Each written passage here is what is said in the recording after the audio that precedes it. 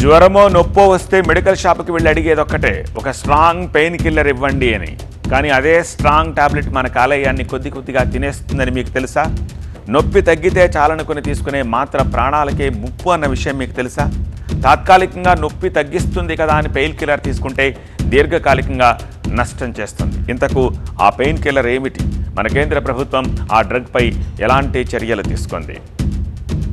నిమ్సులైడ్ very dangerous pain killer అంటున్నాయి పలు అధ్యయనాలు. ఇది నొప్పినే కాదు, నెమ్మదిగా మనల్ని కూడా కిల్ చేస్తుందని చాలా నివేదికలు ఇప్పటికే స్పష్టం చేశాయి. ఎక్కువగా వాడితే మొదట పొట్టపై దెబ్బ, తర్వాత కిడ్నీలను చుట్టేస్తుంది, చివరకు కాలేయాన్ని ఫుల్గా కాల్చేస్తుంది. లక్షణాలు ఏమీ కనిపించవు, కానీ డ్యామేజ్ మాత్రం లోపల డీప్గా జరిగిపోతుంది. పిల్లలు, వృద్ధులు, మద్యం తాగే వాళ్లకు ఇది మెడపై వేలాడే ఒక టైం బాంబు లాంటిది. అందుకే ప్రపంచంలో మేజర్ కంట్రీస్ దీనికి నో ఎంట్రీ బోర్డు పెట్టేశాయి.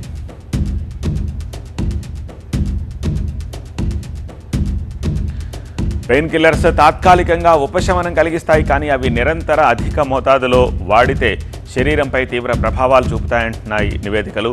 ముఖ్యంగా కాలేయం, కిడ్నీలు, కడుపుపై ఎక్కువగా దెబ్బ కొడతాయి. చాలాసార్లు లక్షణాలు బయటకు కనిపించకుండానే లోపల అవయవాలు దెబ్బతింటూ ఉంటాయి. నొప్పి తగ్గిందని సంతోషించేలోపే శరీరం మెల్లగా ప్రమాదంలో పడుతుంది. నిమ్సులైడ్ కూడా అలాంటిదే. అందుకే కాస్త లేటుగానైనా మంచి నిర్ణయం తీసుకుంది కేంద్ర ప్రభుత్వం. నిమ్సులైడ్ ఉన్న కొన్ని పెయిన్ కిల్లర్స్పై నిషేధాన్ని విధించింది. అందుగల కారణాలు కూడా చూద్దాం. 100 mgకి మించి డోసు ఉండే ఔషధాల తయారీపై నిషేధాన్ని పెట్టింది. అమ్మకాలను తక్షణమే నిలిపివేయాలని ఆదేశాలు ఇచ్చింది. ఈ మేరకు డ్రగ్స్ టెక్నికల్ అడ్వైజరీ బోర్డుతో చర్చించి నోటిఫికేషన్ జారీ చేసింది కేంద్రం. 100 mg కంటే అధిక డోసు ఉంటే నిమ్సులైడ్తో ప్రమాదం ఉంటుంది. నిమ్సులైడ్కి మించిన మంచి మందులు ఇప్పుడు మార్కెట్లో అందుబాటులోనే ఉన్నాయి. ఏమిటి నిమ్సులైడ్? నిమ్సులైడ్ అంటే ఏంటి? ఇది ఎందుకు మానవ ఆరోగ్యంపై విషపూరిత ప్రభావం చూపుతుంది? ఇలాంటి అంశాలను ఇప్పుడు పిన్ టు పిన్ చెక్ చేద్దాం. నిమ్సులైడ్ ఒక non steroidal anti inflammatory drug, NSAID. నొప్పి, వాపు, జ్వరం తగ్గించేందుకు వాడే మందు ఇది.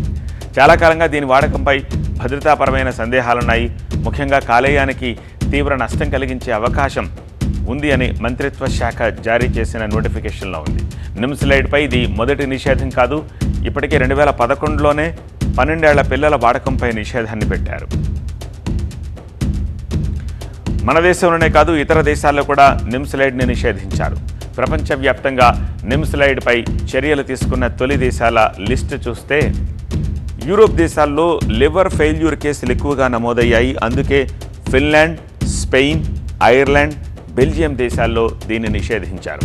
2007 నుంచి బ్యాన్ చేశారు యూరోపియన్ మెడిసిన్ ఏజెన్సీ. యూరోప్ దేశాల్లోనే కాదు, Canada, Japan, America, Australia, UK లాంటి దేశాల్లో కూడా దీనిపై నిషేధం విధించారు.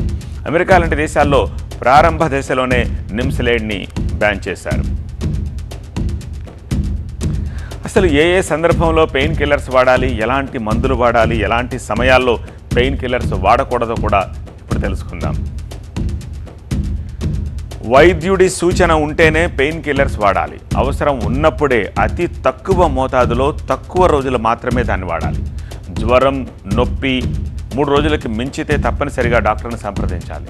పూర్తిగా భోజనం చేసిన తర్వాతే మందులు తీసుకోవాలి అని చెప్తున్నారు. డాక్టర్లు సూచించకుండా సొంతంగా డోస్ పెంచుకోవడం, ఓన్గా ప్లాన్ చేసుకుని వేసుకోవడం లాంటివి చేయకూడదు అంటున్నారు. ఒకే రోజు 1 కంటే ఎక్కువ పెయిన్ కిల్లర్స్ కలిపి వాడకూడదట. ఇక మద్యం తాగిన తర్వాత పెయిన్ కిల్లర్స్ తీసుకోవడం కాలేయానికి ప్రాణాంతకం. పిల్లలకు, పెద్దలు తీసుకునే పెయిన్ కిల్లర్స్ ఇవ్వడం కూడా చాలా ప్రమాదకరం. సో నిమ్సులైడ్ లాంటి ప్రమాదకర పెయిన్ కిల్లర్స్కు దూరంగా ఉండాలని కేంద్ర ప్రభుత్వం సూచిస్తోంది. అలాగే నిమ్సులైడ్ కంటే సురక్షితమైన పెయిన్ కిల్లర్స్ మార్కెట్లో అందుబాటులో ఉన్నాయి. అలాంటి వాటినే వైద్యులు సిఫారసు చేయాలని కేంద్రం ఆదేశాలు ఇచ్చింది.